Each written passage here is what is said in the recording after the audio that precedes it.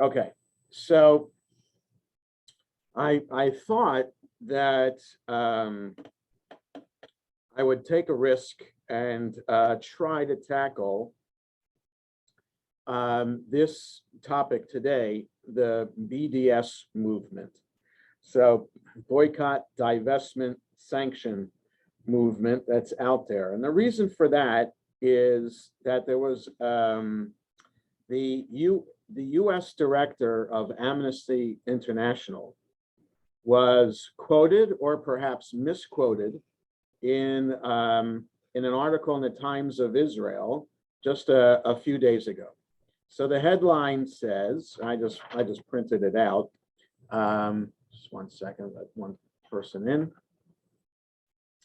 The headline of this article from Times of Israel says, Paul O'Brien denies making reported statement. The headline says, Amnesty's U.S. director, Israel shouldn't exist as a state for the Jewish people. So that's the headline that would attract your eye to it. And if you're reading Times of Israel, at least if you're a Jew reading Times of Israel, most likely you're a supporter of the state of Israel. You're a Zionist in some regard, just assuming, or otherwise you are a news junkie and you just want to know about news in Israel, just like you'd go to Times of Ukraine or Times of Britain or whatever it is to see news in those places too. So I go to Times of Israel, like I said last week, because I find it to be a very fair presentation of the news, not liberal, not conservative, but pretty moderate presentation of the news from Israel's perspective, news in Israel, of Israel, and of the world. So this is the headline, Amnesty's U.S. director, Israel shouldn't exist as a state for the Jewish people. And so Amnesty International doesn't have a great track record when it comes to, well, let me say it this way. It doesn't have a great track record from a Jewish perspective when it comes to its mission of reporting human rights abuses around the world. Because it always seems, from a Jewish perspective, from Israel's perspective, that there's an inordinate amount of time, energy, and resources that Amnesty International, Human Rights Watch, other so-called human rights organizations focus on Israel. It's the criticism that people have of the United Nations as well. All the resolutions that United Nations passes about so-called trouble spots around the world, an inordinate amount, the vast majority, are about Israel and being anti-Israel. So if that's the case, then it raises the question from a Jewish perspective, how really neutral are these organizations? How much are they really concerned about human rights versus how much are they concerned about Israel? And human rights is secondary, right? So there's lots of human rights violations going on around the world. What's taking place in Ukraine?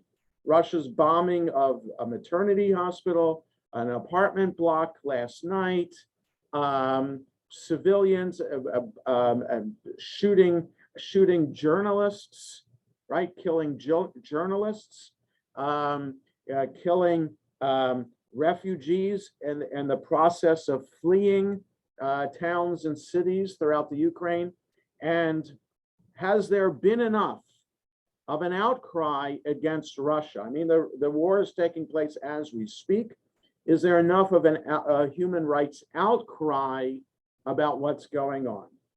There is. I mean, you hear it every day about these violations of war crimes that Russia is doing. So we'll see what happens to Russia when the war is over. But back to Israel and this report. So that's Amnesty International, and that led me to be thinking about the BDS movement in general. So boycott, divestment, sanction movement, I thought, without checking first, I thought that's been around for a really long time. But the BDS movement has only been around since 2005. There have been other boycotts against Israel, like with there was the Arab boycott of Israel, right? For the longest time, Pepsi and other companies wouldn't sell to Israel. Right? I remember visiting Israel in the 60s and the 70s. You'd never see a Toyota or a Honda driving around in Israel. You'd never see Pepsi products being sold in Israel. And in fact, in one of my father's trips to Israel in the 70s, can you imagine this? A synagogue trip to Israel drove through Gaza in that trip, something that would never, ever happen. And apparently it was safe to do. And there in Gaza was a Pepsi factory, okay? Which in Israel, you'd have to go just outside of Tel Aviv to see the Coca-Cola factory, the bottling plant, which back in the 70s, if you remember traveling the main highway south of Tel Aviv, if you ever did that, there's in Bnei Brak was the Coca-Cola bottling plant right there on the side of the highway. So, so that was it. That was, in the 70s, especially because of the oil crisis in 1973, there was this boycott that the Arab countries insisted of companies in Israel, which was pretty effective because, like I said, Pepsi didn't sell there. Now Pepsi does. Toyota, Honda didn't sell there. Now they do. So the boycott went away. And in its place came from Omar Barghouti. Just a second. I have it here. Yes. BDS was founded on July 9th, 2005, on the first anniversary of the advisory opinion by the International Court of Justice, in which the West Bank barrier was declared a violation of international law. Okay, so on July 9th, 2004, the International Court of Justice, which I believe meets in The Hague in the Netherlands, declared a violation of international law. The security wall that Israel built in parts of what is called the Palestinian areas under Palestinian Authority in the West Bank to protect Israel from the huge amount of terrorist activities that were coming in from the Palestinian territory. So the BDS movement, if you want, so Wikipedia isn't always the best source, but I went to Wikipedia here just to have the background here, and there's plenty of information for further reading on this. You can go to the ADL, you can go to American Jewish Committee for understanding from a Jewish perspective other things about the boycott, divestment, and sanction movement. But it has as its philosophy and goals 3 points, about which I want to talk about and expand. That BDS demands that Israel end its 3 forms of injustices that infringe international law and Palestinian rights in the following 3 ways. That BDS calls for Israel to end its occupation and colonization of all Arab lands occupied in 1967 and dismantling the wall. Okay, that's security barrier. That's 1. 2, recognizing the fundamental rights of the Arab Palestinian citizens of Israel to full equality. And 3, respecting, protecting, and promoting the rights of Palestinian refugees to return to their homes and properties as stipulated in UN Resolution 194. Okay, so on the surface, it seems that BDS is a pro-Palestinian movement, right, from what I've mentioned, and they want, but the language it's using and also how it has played out since 2005 has raised questions about how really just pro-Palestinian is, as opposed to anti-Israel, if not anti-Semitic. Okay, and so it's that I want to expand upon and talk about and take questions from you about as well. Okay, so the first point about demanding that Israel end its occupation and colonization of all Arab lands occupied in 1967 and dismantling the wall.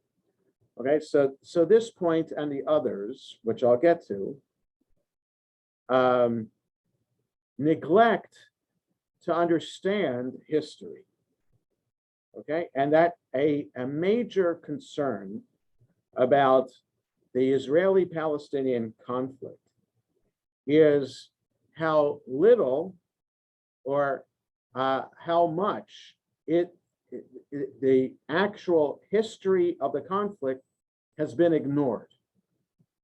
So, for example, we know as Jews that that Judaism is a religion and the Jewish people are a people. So that's an important point that many people around the world don't get.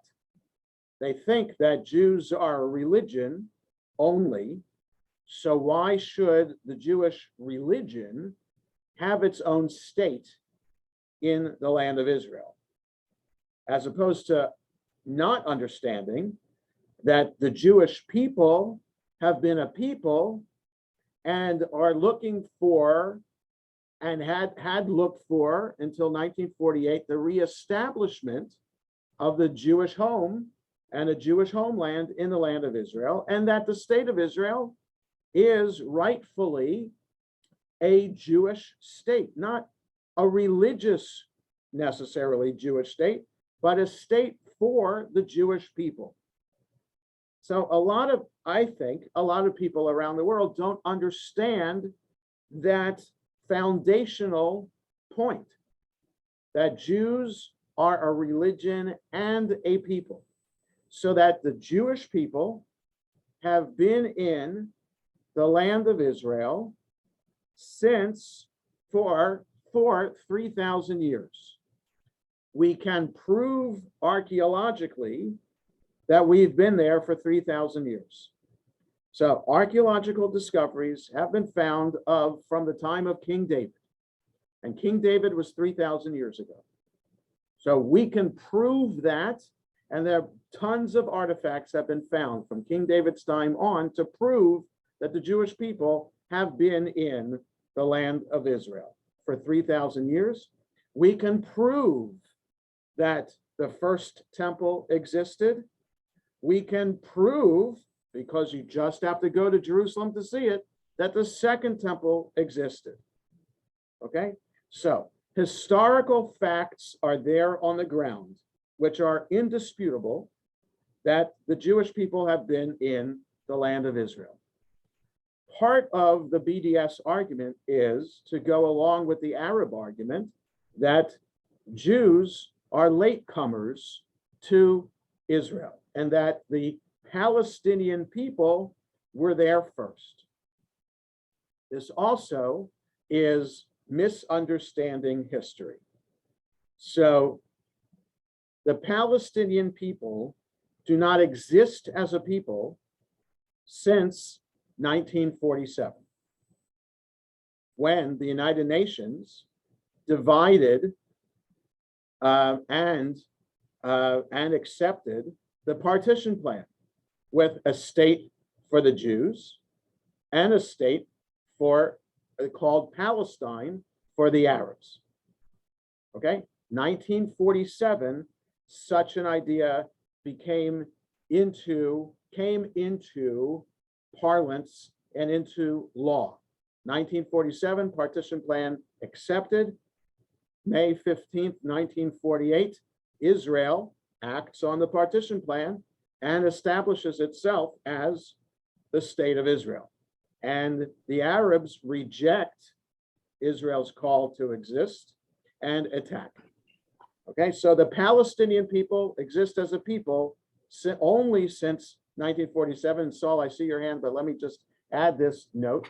The confusing thing is that on maps of the Middle East from 2,000 years ago calls that area Palestine.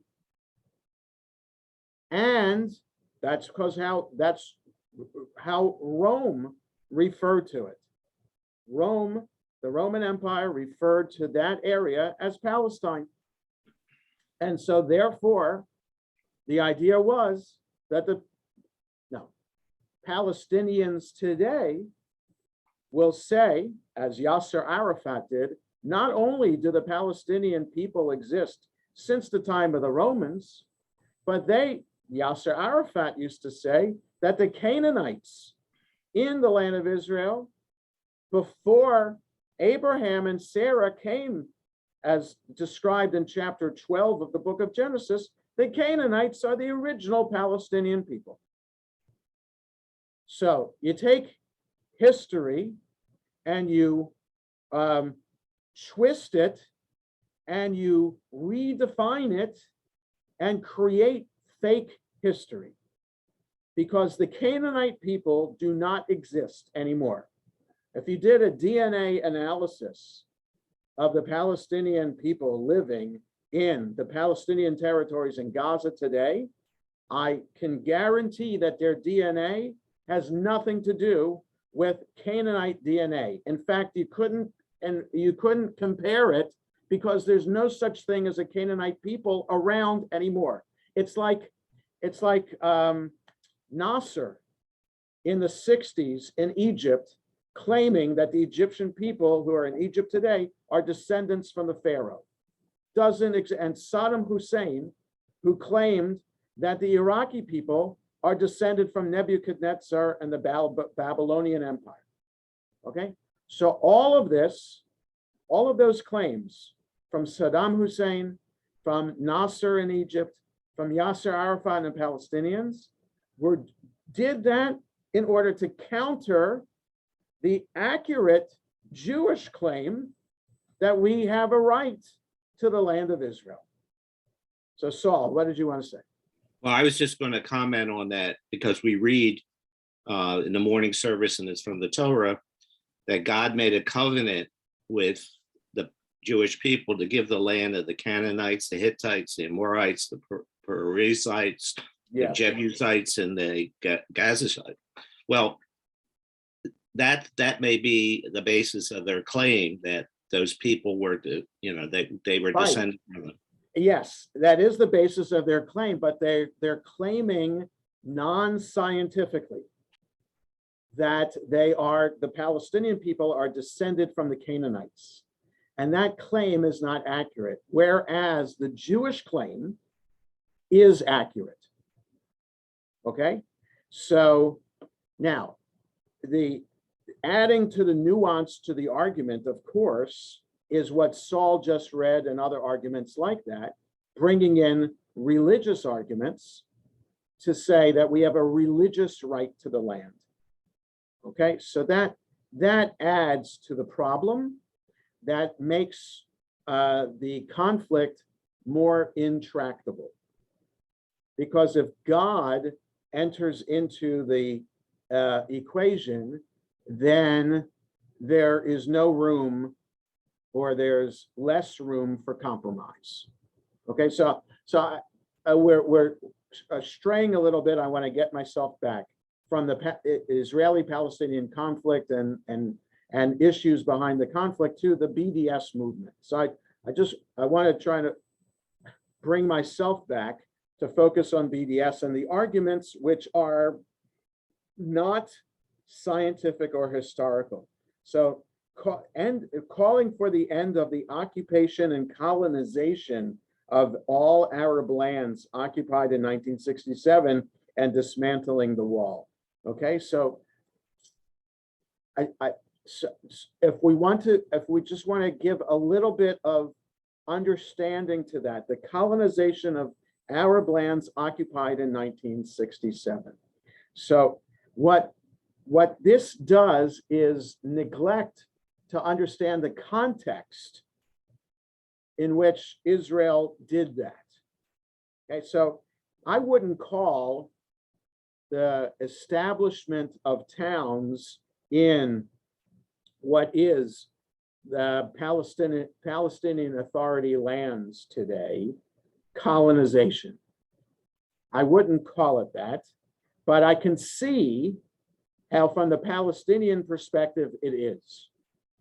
Okay, so I'm willing to see the other side and understand what Israel did, right? But we all understand the context, right? We know that in 1948, Israel was attacked by its Arab neighbors, okay? And miraculously, a year later, ceasefire declared and initial boundaries declared, and that's State of Israel, 1949, those lines were there.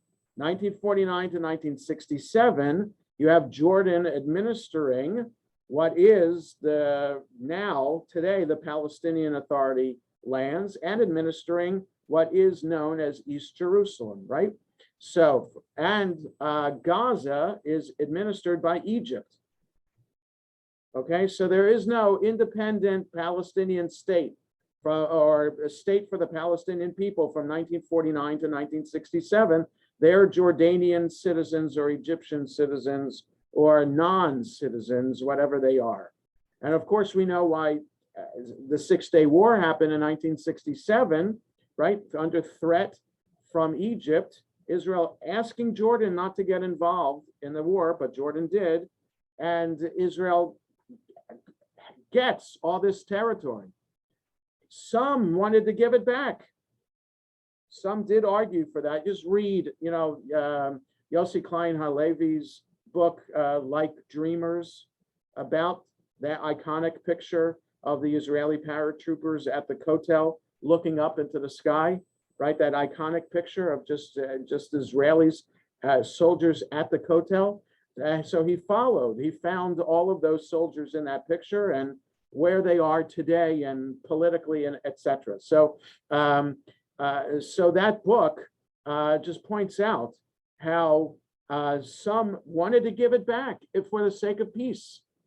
And Arabs, of course, the Arab nations had no interest in making peace with Israel. And so understanding then that we took over those lands and politically, yes, right or wrong, we just started to make settlements in those territories. Okay, so yes, 1967, we occupied those lands, but no other country in the history of warfare around the world ever had to give back land that it conquered as a result of war. And only Israel has been asked to give back the land that it conquered as a result of war. They did it the first time, 1956, the Sinai campaign, right? Israel, that was the war after 1948, 1956, the Sinai campaign. Egypt, France, and America insisted Israel give back the Sinai Peninsula to Egypt. 1967, insisting we give back, but there's nobody to talk to give it back. The Arab countries are not willing to talk. So we understand then the history here, but not too many people understand the history and just see it. We're colonizers, but it's not an accurate, complete, full picture. Okay. The second point of BDS, recognizing that they demand that Israel recognize the fundamental rights of the Arab Palestinian citizens of Israel to full equality. So that's a problem. That's a problem because even the Palestinian people themselves haven't, until 1993, weren't willing to talk to Israel. So how can you grant rights to someone who's not even talking to you? And then when they do talk to you in 1993, signing the Oslo Accords, then there's at the same time, terrorist acts are being perpetrated in Israel. So how can you have, everybody was dreaming of peace in 1993 when Arafat, Rabin, and Clinton shook hands on the White House lawn. Everybody, almost all Jews in America were dreaming of what it would be like to be able to lower the boundary and be able to drive through and have total peace and not have to worry anymore for your life living in Israel. And all came crashing down with the Intifada, first Intifada, second Intifada, et cetera, et cetera. So what BDS doesn't take into account all the terrorist acts committed by Palestinians and the Palestinian people, whatever kind of authority, leadership, sanctioning all of that, and also taking money that was coming to support the Palestinian people, it was supposed to be humanitarian aid, and taking that humanitarian aid, pouring into the Palestinian territories, and giving it to the families of the so-called martyrs who were suicide bombers, right? So what BDS, these 2 points so far, don't recognize, don't take into account, is this history, and that Israel has always wanted to be at peace with its neighbors and with all of its citizens. But so I can understand from a Palestinian perspective that if Arabs want to be full citizens of Israel, it's kind of hard to sing Israel's national anthem as a non-Jew.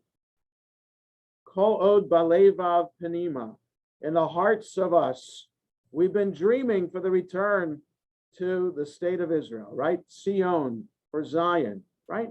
Arabs haven't been dreaming of that, but Arab citizens of Israel, that's the national anthem. So there has been a call within Israel to change the words a little bit to make it non-Jewish, but Israeli, so that no matter whether you're Jewish or not, you can sing those words wholeheartedly. So I get why Arabs who live in Israel and are full citizens of Israel might have a problem with the national anthem. I get that, and that is an issue, and I don't have a solution to that. And I get why Arabs might say that we're not full citizens of Israel because they don't serve in the army. I get that. And it's only those who serve in the army who get, preference for going to college afterwards and jobs, et cetera, et cetera. You have to show that you've served in the army in order to do that. And Arabs generally don't serve in the army in Israel, but that's changing a little bit in terms of what Arabs can do, and especially the Druze population of Israel that can serve in the army. And there's, in fact, one of the people serving in the Israeli embassy now is somebody on staff of the Israeli embassy in Washington is a Druze woman. So the Druze of Israel, who are full citizens, have risen to top ranks in Israeli army and in Israeli foreign service, etc. So, and there are Arabs who are in the government of Israel right now as well. So, so understanding the fundamental rights of an Arab Palestinian citizen of Israel to full equality, again, denies the history and denies what's happening on the ground now. And the third point, which is a problem as well, demanding that Israel respect, protect, and promote the rights of Palestinian refugees to return to their homes and properties as stipulated in UN Resolution 194. Well, that's if all Palestinian refugees from 1948, they're talking about, and their children and grandchildren, which they're asking for, have the right of return, then to everywhere in Israel, right? Not just in Palestinian Authority lands and Gaza, but to Israel proper, and their homes are restored to them, all of them returned, Israel's no longer a Jewish state. So point number 3, the point of that is to ensure that there is no more Jewish state.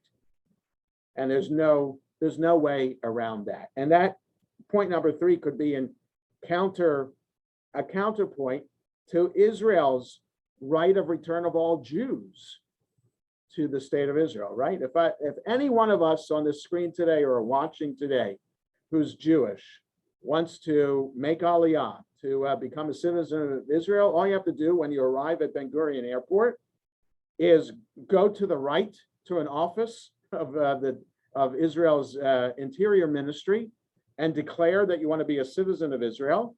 And if you have the proper papers with you to prove that you're Jewish, then you can become a citizen right there on the spot and be granted your Israel identity number.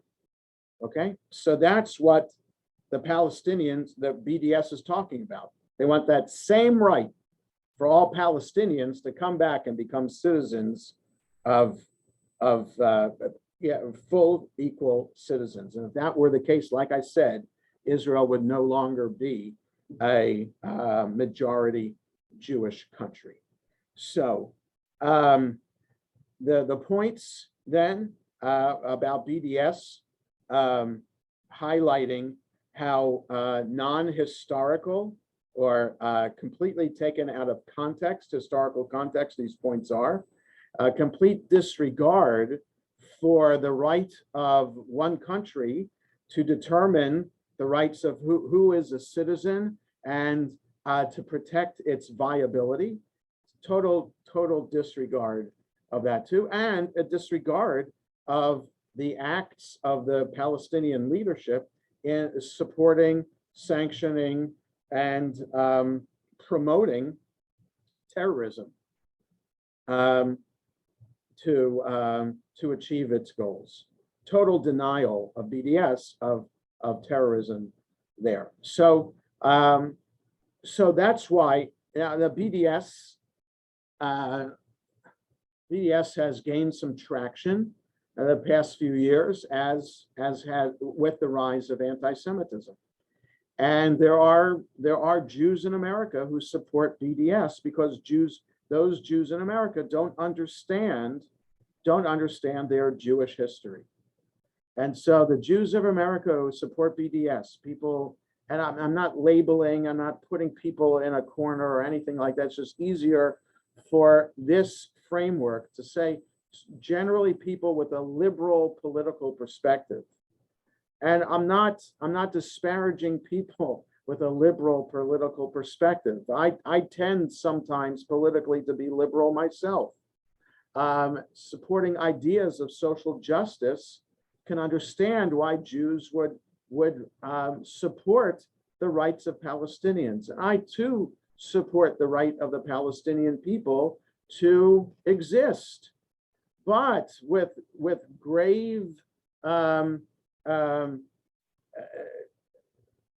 with certain caveats to ensure Israel's right to exist and Israel's right to secure borders.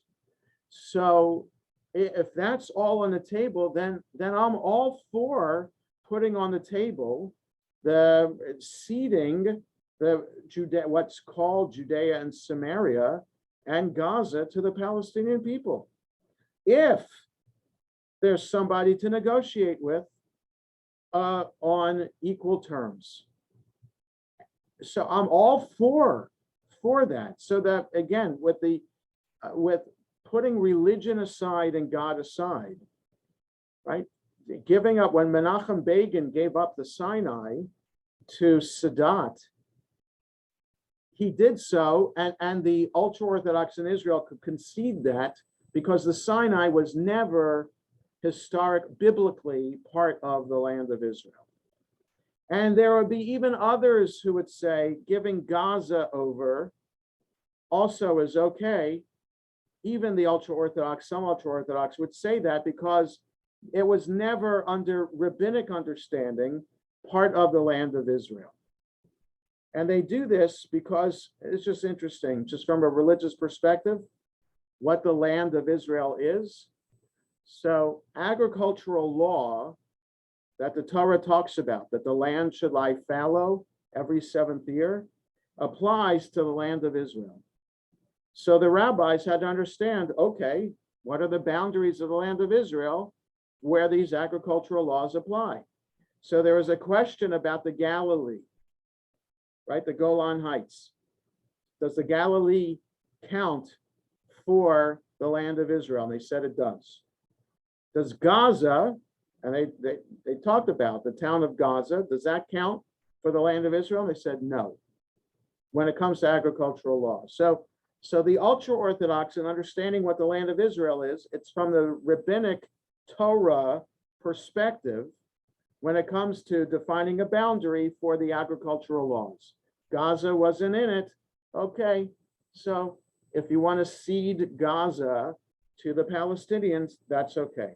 But Judea and Samaria, clearly always part of the Jewish land of Israel. So Abraham and Sarah came into the land of Israel and settled around Hebron. And Jacob went to Bethel and built an altar there. So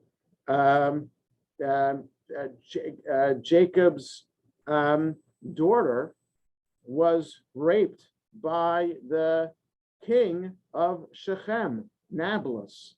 So major towns that are there today have always been part of Jewish history.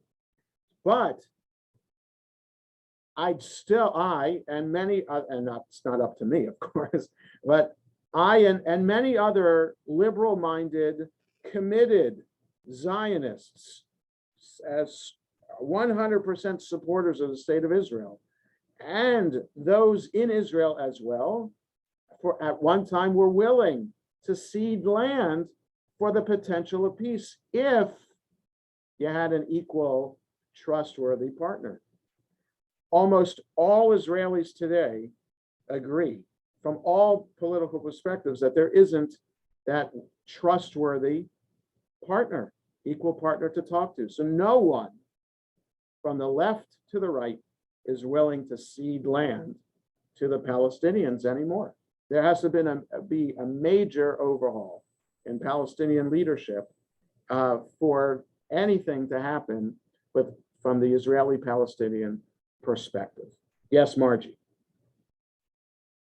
So it's a little example and a question. This misinformation is so insidious and filters through so much of what we do. I ordered at one point for preschoolers that I worked with a kit of pictures. It was called Children Around the World. Mm-hmm. And it had, Chinese children and different African countries. And then there was, and I didn't know this when I ordered it. It's just, I read the write-up and it sounded nice. Yeah. There was a picture of Palestine, the Palestinian child. And it was a brown-skinned little girl holding a wooden cross. And on the back, it listed activities to do with preschool children. It talked about the Dead Sea, to put a lot of salt in water and show the children that in Palestine, there's the saltiest sea on earth. Wow. I wrote to the company, I sent it back. Yeah. I wrote to them, I said, this is not correct information. Yeah. I never heard anybody. Of course.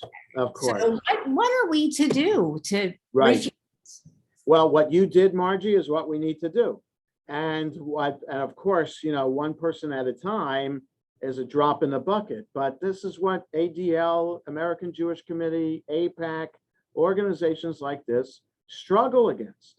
And then you have members of Congress today who spew BDS language and also anti-Semitic language.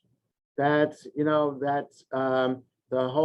the problem is the Jewish cabal, the Jewish lasers that caused the fires in California. It's absolutely absurd and ridiculous, but people buy into this. And the protocols of the elders of Zion is still alive today. So it's really, really hard to counteract this. So, so the Jewish people is a minority of minorities around the world. The fact that we've achieved such great heights in America is thanks to America that we've been able to do that. But that's unusual in Jewish history to be so integrated into society like that. Otherwise, we are at the mercy of fake news now.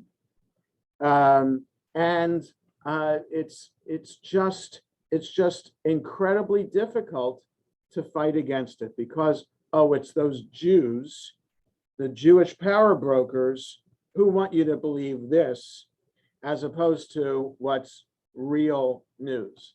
So it's very, very difficult to counteract this. So it is important for us to be aware as individuals what the history is, and if we order a book like you did, Margie, to be aware of misperceptions that are being published out there and send it back. And the ideal would be to engage in honest, respectful dialogue.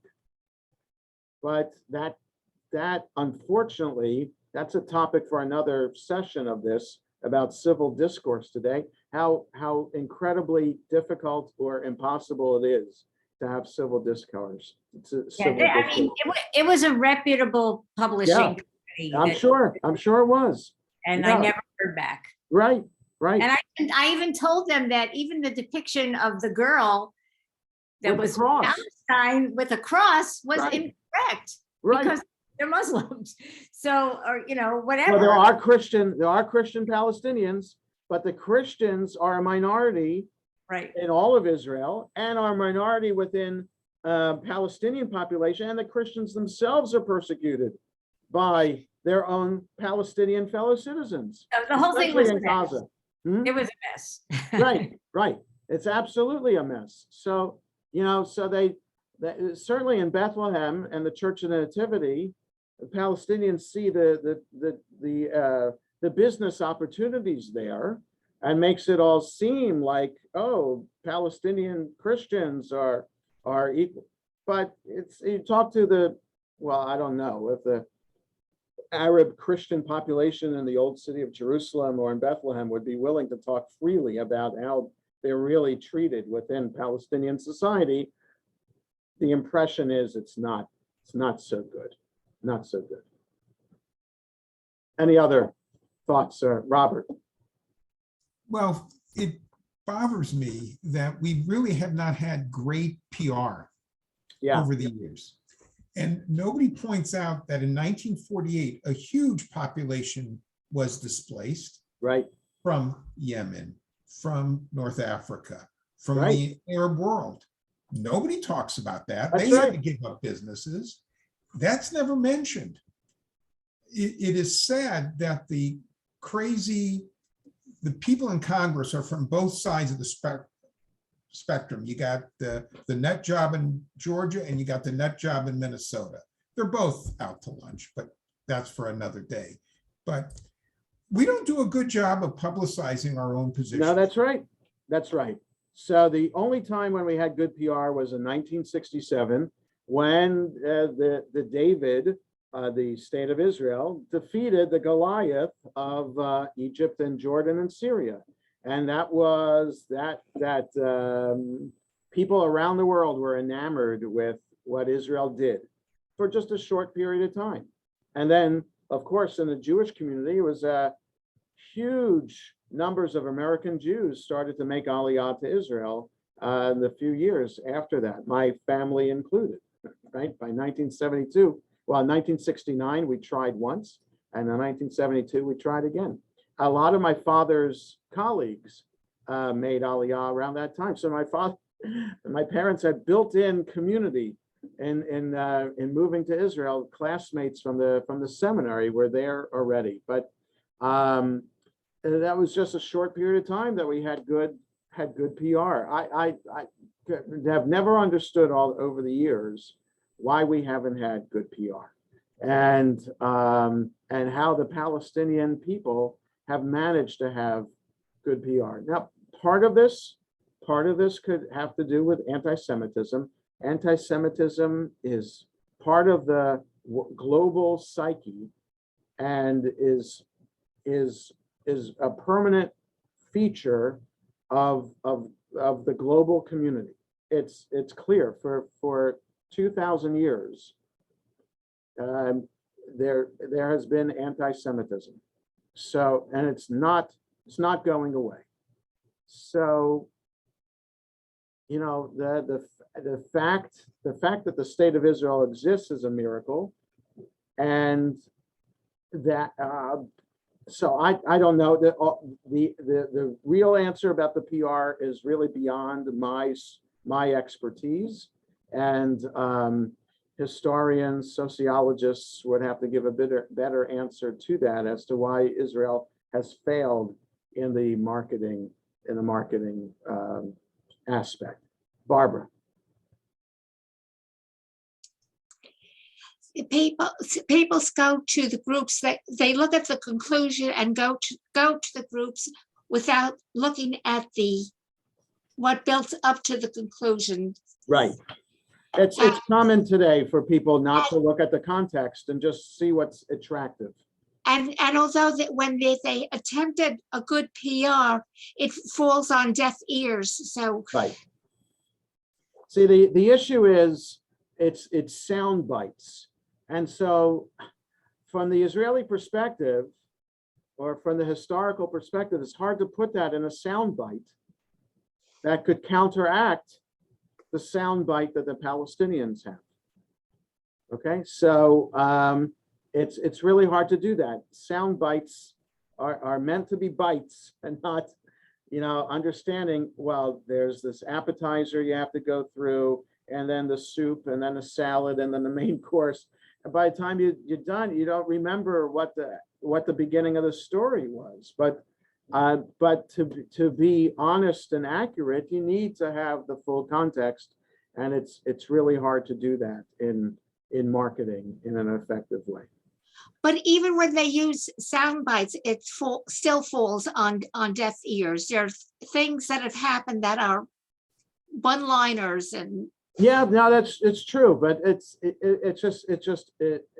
just very difficult. It's frustrating. It's frustrating from the pro-Israeli side of just how difficult this whole process has been all along. So with that, I just wanted to bring up the BDS movement from our perspective, and I know I'm preaching to the choir, but it's just important to keep these issues in mind.